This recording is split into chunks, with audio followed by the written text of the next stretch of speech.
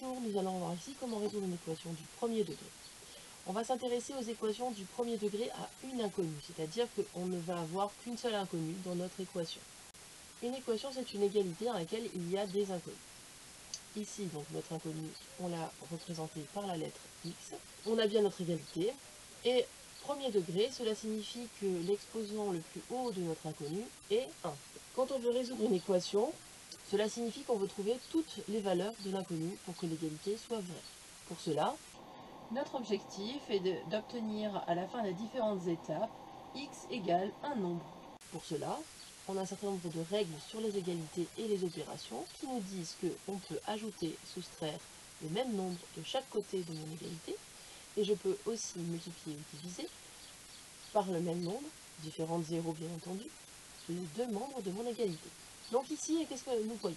Nous voyons que nous avons moins 3x égale 26.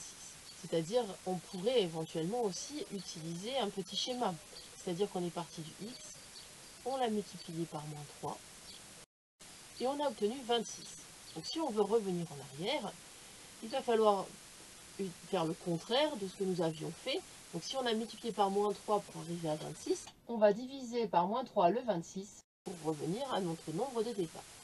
Donc ici, il va falloir que je divise par moins 3. Si je divise le côté gauche de mon égalité, le membre de gauche de mon égalité par moins 3, je vais devoir le faire aussi sur le membre de droite. Et alors, effectivement, quand je vais diviser moins 3 par moins 3, je vais obtenir 1. Donc j'aurai un x qui sera égal à 26 divisé par moins 3. Donc le signe sera négatif, parce que nous avons un nombre négatif pour le quotient. Et ensuite, on fait 26 divisé par 3, ça ne va pas être un nombre décimal. Donc on va laisser sous forme de fraction 26 tiers. Nous allons regarder pour vérifier si en remplaçant notre inconnu x par moins 26 tiers, dans notre égalité, on a bien l'égalité entre les deux membres de cette équation. Donc dans le côté gauche de mon équation, je vais faire moins 3 fois moins 26 tiers. Donc comme on a deux facteurs négatifs, ça donne un nombre positif.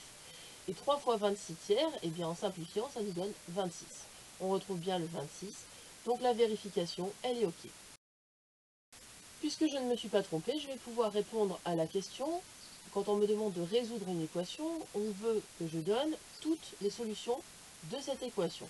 Donc ici, il n'y en a qu'une, et c'est moins 26 tiers. Merci d'avoir écouté.